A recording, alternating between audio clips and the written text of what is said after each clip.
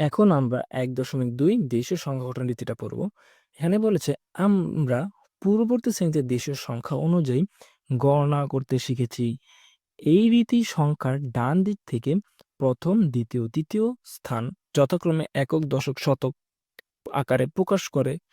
চতুর্থ, পঞ্চম, ষষ্ঠ, সপ্তম ও অষ্টম স্থানকে যথাক্রমে হাজার, অযুত, লক্ষ ও নিযুত ও কোটি বলা হয়। যেটা আমরা এখানে দেখো গড় আকারে দিয়ে দিয়েছি যে প্রথম সংখ্যাকে তোমার একক, দ্বিতীয় সংখ্যাকে দশক, তৃতীয় সংখ্যাকে শতক, তারপরে চতুর্থ সংখ্যাকে হাজার, পঞ্চম সংখ্যাকে অযুত। কিন্তু এখানে খেয়াল করো, এখানে অযুত আর হাজার এই দুইটা কিন্তু হাজারের ঘরে। তো যখন আমরা অযুতে কোনো সংখ্যা বসো তখন কিন্তু অযুতকে শুধু একা পড়তে পারবো না, হাজারকে সঙ্গে যুক্ত করে তখন আমরা একসাথে পড়তে পারবো এটা। তেমনি দেখো অষ্টগড়ে লক্ষ, সপ্তম গড়ে নিযুত। এখানেও সেম, নিযুত ও লক্ষ একই গড়ে। এর মানে কি, নিযুতকেও কোনো নিযুতের উপরে সাথে কোনো সংখ্যা বসালে নিযুতকে আমরা একা পড়তে পারবো না, নিযুত ও লক্ষকে একসাথে পড়তে হবে। পরে অষ্টম গড়ে কোটি। তারপর এটা মুছে নিই।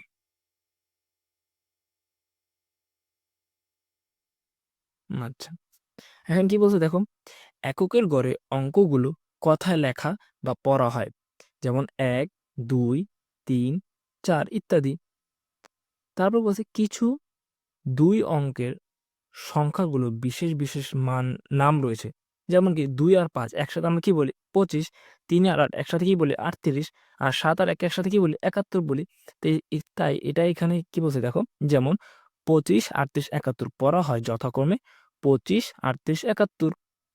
শতকের গড়ে ১, ২, ৩ ইত্যাদি যথাক্রমে ইত্যাদি অঙ্কগুলো যথাক্রমে কি পড়বো আমরা আমরা অবশ্যই ১০০, ২০০, ৩০০ পড়বো না। তো এটা এখানে বলছে যে শতকের গড়ে ১, ২, ৩ ইত্যাদি অঙ্কগুলো যথাক্রমে ১০০, ২০০, ৩০০ ইত্যাদি পড়া হয়। হাজারের গড়ে অঙ্কগুলোকে শতকের গড়ের মতো পড়তে হয়। এটা আমরা জানি যেন হাজারের গড়ে যদি এখানে দেখো, এই যে হাজার, যে আমরা চতুর্থ স্থানে গড়টা আছে, এখানে যদি আমি কোনো ৩ বসাই দিই তাহলে এখানে কি পড়বা, অবশ্যই ৩,০০০ না। তো এইটাই আমাদের এখানে হয়। দেখা কি বলছেন, যেমন ৫,০০০, ৭,০০০ ইত্যাদি।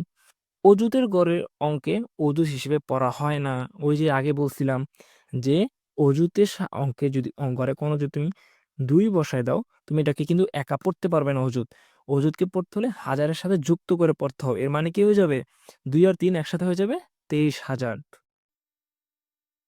দেখো, হুম, অযুত ও দেখো এখানে এটা ওনারই বলছে যে অযুত ও হাজারের গড় মিলিয়ে যত হাজার হয় তত হাজার পড়া হয়।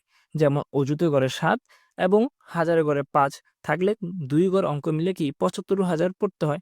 তেমনি দেখো এখানে আমরা যখন হাজারের গড়ে ৩ আর অযুতের গড়ে ২ বসাইছিলাম, এই দুটাকে মিলিয়ে কি হয়ে যায় ২৩,০০০। তারপর কি বলছে দেখো, নিযুত ও লক্ষের গড় মিলিয়ে যত লক্ষ হয় তত লক্ষ হিসেবে পড়া হয়। যেমন নিযুতের গড়ে ৮ এবং লক্ষের গড়ে ৩ থাকলে ২ গড় অঙ্ক মিলে ৮৩ লক্ষ পড়া হয়। এখানে দেখো, আমরা যদি আবার ছকে ফিরে যাই, এখানে যদি নিযুতের গড়ে আমরা ৮ লিখি আর লক্ষের গড়ে যদি ৩ লিখি তাহলে কি হয়ে যায় ৮৩,০০০। এখন মাথায় প্রশ্ন হয়, আমরা নিযুত আর লক্ষ দুটো একসাথে মিলে কেন কেন ৮৩,০০০ বলবো, ৮৩ লক্ষ বলবো? কারণ আমরা যদি খেয়াল করি, নিযুত আর লক্ষ দুটাই কিন্তু লক্ষের গড়ে, এই জন্য এটা একসাথে দুটাকে পড়তে হয়, লক্ষ হিসেবে পড়তে হয় যুক্ত করে। আচ্ছা, তারপরে কোটির গড়ে অঙ্কটিকে কোটি বলা হয়, এটা আমরা জানি বা পড়া হয়। এখন কি বলছে কি, কোটির গড়ের বাম দিকে সব গড়ের অঙ্কগুলোকে কোটির গড়ের সাথে মিলিয়ে যত কোটি হয় তত কোটি পড়া হয়। এটা মানে কি, আমরা যদি আবার ছকটা ফিরে যাই, দেখো এখন যদি আমি কোটির গড়ে ১ বসাই দেই আর এখানে যদি আমি শতকের গড়ে ২ বসাই, দশকের গড়ে ১ আর একক গড়ে ০ বসাই দিই, এখন দেখো তো এটা পড়লে কত হয়ে যায়, ১,৮৩,২৩,২১০, তাই না? এটাই ওনারা বলছে এখানে যে, এই দেখো এখানে ওনারা বলছে যে কোটির গড়ে বাম দিকে সব ঘরের অঙ্কগুলোকে কোটির গড়ের সাথে মিলিয়ে যত কোটি হয় তত কোটি পড়া হয়। আশা করি বুঝেছো। এখন পরে কি বলছে, 4 বা ততোধিক অঙ্কে লিখিত সংখ্যা সহজে ও শুদ্ধভাবে পড়ার জন্য কমা ব্যবহার করা যায়। এখন এটা কেন? আচ্ছা, আগে নিচের লাইনটা পড়ি, তারপর ওটা বোঝাচ্ছি। এই ক্ষেত্রে যে কোনো সংখ্যা ডান দিক থেকে 3 অঙ্ক পরে একটি কমা এবং পরপর 2 অঙ্ক পরপর কমা ব্যবহার করা যায়। এখন কেন বললো সহজ ও শুদ্ধভাবে পড়ার জন্য কমা ব্যবহার করে? এখন আমরা যদি ছকটা আবার ফিরে যাই, যদি দেখো এখানে যে আমি উপরে এতগুলো সংখ্যা লিখছি, এগুলা কি হিজিবিজি হয়ে রয়েছে না? এখন সঠিকভাবে যদি কেউ একসাথে রেখে দেই, তো সহজে কিন্তু প্রথমে কষ্ট হবে পড়ার জন্য। কারণ তোমাকে একক, দশক, শতক, হাজার করে গুনতে হবে যে কোটিতে আছে নাকি লক্ষেতে আছে। কিন্তু ওনাদের মতে যদি আমি প্রথম ডান দিক থেকে প্রথম 3 ঘর পর একটা কমা, পরে 2 ঘর পর পর এক কমা করে কমা বসাই দিই, দেখো তো আমি সহজেই বুঝতে পারতেছি যে এখানে কি হতো, 1,83,23,210, তাই না? এখন এটা সহজে কেন দিছে? কারণ দেখো আমাদের দেখো একক, দশক, শতক এই তিনটা কিন্তু আলাদা, এরপরে একটা কমা, পরে 23,000। এখন দেখো তো আমরা জানি হাজার ও অযুত দুইটা একসাথে হয়, এই জন্য 2 ঘর পর একটা কমা। আবার লক্ষ্য কি, নিযুত আর লক্ষ্য একসাথে হয়, এই জন্য 3, 8 আর 3 এর পর একটা কমা। তো আমরা সহজে ধরতে পারতেছি যে এখানে আছে কত, 1,83,23,210। এই জন্য ওনারা বলছে যে সহজ ও শুদ্ধভাবে পড়ার জন্য কমা ব্যবহার করা হয়। এখানে একটা উদাহরণ এখানে দেখো কি বলছে, কমা বসিয়ে কথায় লেখো। এরকম অঙ্ক কিন্তু তোমাদের 1.1 থাকবে। দেখো অনেকগুলো সংখ্যা দিছে, এখন আমি কিন্তু দেখলে সহজে বুঝতে পারতেছি না যে এটা কত আছে এখানে। তো এখানে যদি আমি সেম ওখানে যে বলছো না কমা বসিয়ে দিই, তাহলে আমরা পড়বো। দেখো সমাধান কি লেখছে, দেখো সংখ্যাটি ডান দিকে থেকে 3 ঘর পরে কমা, এরপর 2 ঘর পর পর কমা বসালে আমরা পাই 98,75,47,321। এখন এর কিভাবে বুঝলাম? এই যে কমা দিছে যে আমি সহজে বুঝতে পারছি, দেখো তিনটা একসাথে আছে, এর মানে কি একক, দশক, শতক, এরপর আবার দুইটা আছে, এর মানে কি দুইটা কোনটা হাজার আর অযুত, এই জন্য 47,000। পরে 7 আর 5 একসাথে আছে মানে 75 একসাথে, এর মানে কি নিযুত আর লক্ষ মানে 75 লক্ষ। তারপর দেখো 9 আর 8 একসাথে আছে, এর মানে কি এটা কোটির ঘরে। হ্যাঁ, তারপর ওনারা একটা কথা লিখছে, কি লিখছে, এখন কোটির ঘরে দুটি অঙ্ক মিলিয়ে 98, নিযুত ও লক্ষের ঘরে দুটি অঙ্ক মিলিয়ে 75, হাজার অযুত ও হাজারের ঘরে দুটি অঙ্ক মিলিয়ে 47, শতকের ঘরে 3, দশকের ঘরে 2, একক ঘরে 1 অবস্থায়। সুতরাং সংখ্যাটি কথায় প্রকাশ করলে হয় 98,75,47,321। আমাদের ওনারা যেভাবে লিখছে এভাবে লিখতে হবে, বা তুমি আরো ছোট করে লিখতে পারো, যে আসবে। পরে উদাহরণ দুইটা খেয়াল করি আমরা, কি বলছে দেখো এখানে, এখন আবার এটা অঙ্কটা কথায় দিয়ে দিস, দেখো 7,05,90,007। আচ্ছা, এটা আমরা চলো ঘরে গিয়ে বসাই, 7,05,90,007। চলো আমরা এই ঘরটায় চলে যাই, আমরা এটা এখানে বসাবো। আগে এটা মুছে নিই আমরা। হুম, এখন কি বলছে 7 কোটি, তাই না? তো এখানে আমরা 7 লিখি, তারপরে বলছে কি 5 লক্ষ, মানে কি এই লক্ষের করে একটা 5, তারপর কি বলছিল যে 5,90,000। চলো আমরা 90,000 লিখি, দেখো 90,007, ঠিক আছে। যেহেতু 90,007 বলছে, তাহলে এখানে কি লিখবো, এই অযুতের ঘরে 9, হাজারের ঘরে 0, এটা শূন্যের জায়গায় 1 হয়ে গেছে। হাজারের ঘরে আমরা কি লিখবো, 0, 0, শতকের ঘরেও 0 হবে, দশের ঘরে 0 আর একের ঘরে 7। এখন খেয়াল করো, তাহলে খেয়াল করো এখন এখানে আমরা নিযুত গড় তো ফাঁকা, নিযুত গড় ফাঁকা রাখা যাবে না, এই জন্য একটা শূন্য বসাই দিই।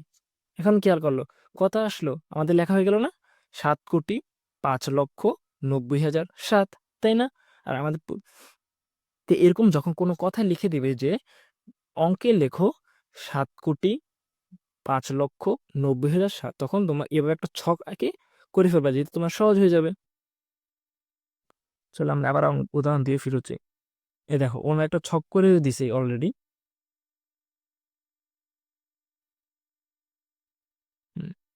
খেয়াল করে এখানে একটা ছক ওনার করে দিছে, যে কোট, এ দেখো একটা ছোট্ট একটা ছক ওনার করে দিছে এখানে। তো এখানে যদি করে দিছে, তো এখানে আমরা সেম একইভাবে আমরাও অঙ্ক করার সময় এইভাবে বসিয়ে অঙ্ক করে ফেলবো। দেখো আমরা যে 7 কোটি, এই জন্য কোটি 7টা কোটির ঘরে রাখছে 5 লক্ষ। এখন 5 যদি লক্ষর ঘরে বসাই দেই, তাহলে নিযুত করে কি বসাবো? যেহেতু নিযুত করে শুধু 5 লক্ষ বলছে, এই জন্য নিযুত করে একটা শূন্য বসাই দিয়েছি এখানে।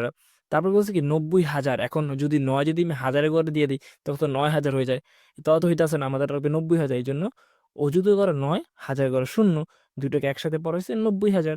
তারপরে শতক শুধু শুধু 7 বলছে, মানে কি শতক আর দশক শূন্যই হবে, তো 007। তো এভাবে অঙ্ক করতে হবে। পরে আবার লিখে দিতে হবে কথায় প্রকাশিত সংখ্যাটি অঙ্কপাতনের পর দেখা যায় যে নিযুত, শতক ও দশকের ঘরে কোনো অঙ্ক নেই।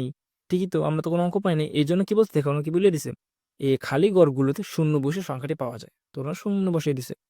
আর আমাদের নিয়ম জানে কি, তা সুতরাং সংখ্যাটি 7,05,90,007। এখন আমরা জানি কি যে শুদ্ধ বা সুন্দর পড়ার জন্য প্রথম ডান দিকে 3 অঙ্ক পর একটা কমা, পরে 2 অঙ্ক পর পর কমা, যেখানে দিয়ে দিছে না। এখন উদাহরণ নাম্বার 3-এ যাই। 3 কি বলছে? 7 অঙ্কের সপ্তম ও ক্ষুদ্রতম, 7 অঙ্কের বৃহত্তম ক্ষুদ্রতম অঙ্ক লেখো। এখন এটা কি হইলো? 7 অঙ্কের বৃহত্তম ও ক্ষুদ্রতম। এখন খেয়াল করো, বৃহত্তম মানে কি? বড়, আর ক্ষুদ্রতম মানে কি? ছোট। তাহলে যে ছোট বড় হয়, তারপর 7 অঙ্কের মানে 7টা অঙ্ক থাকতে হবে, আবার ওই অঙ্কের বৃহত্তম হতে হবে। আচ্ছা, আমাদের টোটাল অঙ্ক কয়টা? 10টা। তো 10টার মধ্যে সবচেয়ে বড় অঙ্ক কোনটা? 9। তাহলে আমরা যদি 9 7টা দিই, তাহলে তো সবচেয়ে বৃহত্তম হয়ে গেল না? 1টা, 2টা, 3টা, 4টা, 5টা, 6টা, 7টা। তো 7 অঙ্ক এইভাবে বুঝিয়ে দিলে আমার 7 অঙ্কের বৃহত্তম সংখ্যা হয়ে গেছে। তেমনি আবার যদি আমরা 7 অঙ্কের ক্ষুদ্রতম সংখ্যা দিয়ে দিই, তো ক্ষুদ্র সংখ্যা এভাবে করলে তো হয়ে গেছে, তাই না? 7 অঙ্কে কি ক্ষুদ্রতম সংখ্যা, তো এখানে করে 7 অঙ্কের ক্ষুদ্রতম কত হবে? তো আমার সবচেয়ে ছোট সংখ্যা কোনটা, মানে ছোট অঙ্ক কোনটা? তাহলে কি শূন্য বলবে। এখন আমি যদি সবগুলা শূন্য শূন্য দিয়ে দেই, দেখো কোনো অঙ্ক সংখ্যা হইলো এটা? আমাকে বলো তো কেউ। এটা সংখ্যা না, তো তো সমস্যা, তাহলে হবে না। এই জন্য আমাদের কি করতে হবে বলতে পারবা? এই জন্য আমাদের কি করতে হবে, এটা আমরা এখানে পড়লে বুঝবো। দেখো কি বলছে, এক অঙ্কের বৃহত্তম সংখ্যা 9, অঙ্ক উপাদান যে কোনো অবস্থান 9 এর স্থানীয় মান বৃহত্তমই হবে। সুতরাং 7টি 9 পরপর লিখলি বৃহত্তম পাওয়া যায়, যেটা আমরা করেছিলাম, তাই না? এই জন্য লিখে দিয়েছি নির্ণয় বৃহত্তম সংখ্যা কত হবে? 99,99,999। এখন আমরা যে বলছিলাম ক্ষুদ্রতম সংখ্যা, এখন শূন্য বসাতে হবে না। এখন দেখো, ওনাই বলছে আবার ক্ষুদ্রতম অঙ্ক হলো শূন্য। এখন শূন্য তো কোনো বসাতে আমরা কোনো সংখ্যা পাইতেছি না, মানে ছোটতম অঙ্ক কিন্তু সংখ্যা তো আসতেছে না। এই জন্য কি করতে হবে, পরপর 7টি শূন্য লিখলে শূন্যটি শূন্যই থাকে। সুতরাং সর্ববামে সংখ্যক সর্ববামে সার্থক ক্ষুদ্রতম অঙ্ক কত? 1 লিখে ডানের পরপর 6টি শূন্য বসালে সংখ্যাটি পাওয়া যায়। এভাবে আমরা সবচেয়ে ক্ষুদ্রতম সংখ্যা আমরা পেয়ে যাব। এই জন্য আমরা কি করতে পারি এখানে, তাহলে তাহলে এই সপ্তম ঘরটা এই সপ্তম ঘরটা আমরা শূন্য না বসিয়ে যদি একটা 1 বসিয়ে দেই, তাহলে তো আমাদের অঙ্ক হয়ে গেছে। তাহলে এভাবে আমরা কি বললাম, তাহলে 7 অঙ্কের ক্ষুদ্রতম সংখ্যা পেয়ে গেছি। তো এরপরে কি লিখছে দেখো, সুতরাং নির্ণয় ক্ষুদ্রতম সংখ্যা কত হয়? ও সরি স্যার, আমি এখানে বসাই দিচ্ছি এক, চলো বামে বসানোর কথা ছিল। আচ্ছা,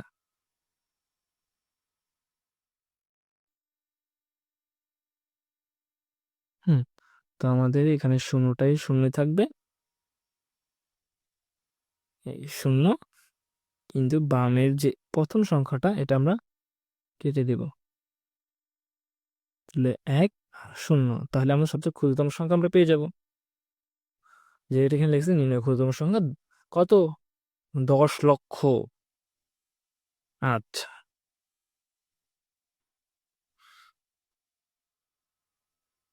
আচ্ছা, এখন উদাহরণ 4টা আমরা নেক্সট ক্লাসে করব।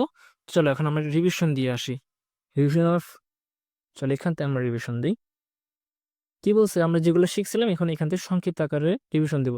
সংখ্যা পাঠের দেশীয় রীতি, বিশাল সংখ্যক সহজে বিশাল সংখ্যাকে সহজে পড়ার জন্য আমাদের দেশে একটি নিজস্ব পদ্ধতি প্রচলিত আছে।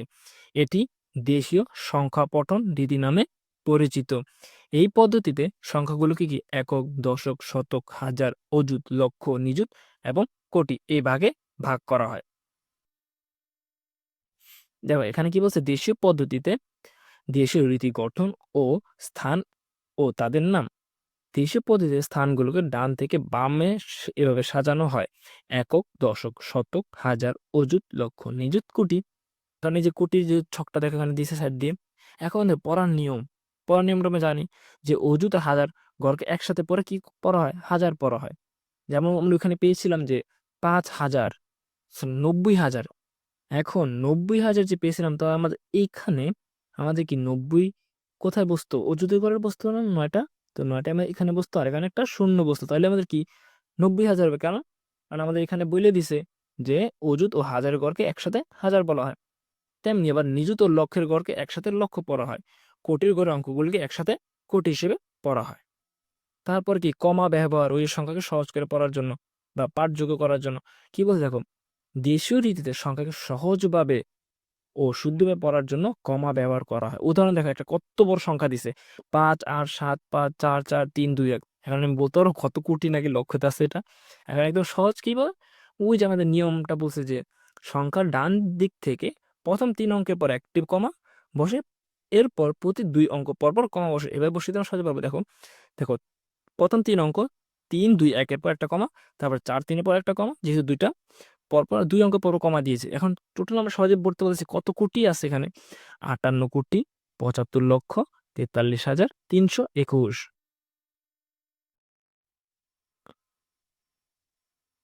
আচ্ছা, এরপরে কি বলছে দেখো, দেশীয় রীতির প্রয়োগ কোথায় কথায় থেকে অঙ্কে। এখন কি কথা থেকে অঙ্কে আমরা যে উদাহরণ কিতে করছিলাম, 2-এ করছিলাম। কি বলছে দেখো, আসুন একটি উদাহরণ দেখি। 7,90,90,000, এটা আমরা যে এখানে করেছিলাম। দেখো আমরা এখানে সুন্দরভাবে আমরা সাজিয়ে রাখছি। দেখো কি বলছে, স্থান অনুযায়ী খালি ঘর পূরণ করি।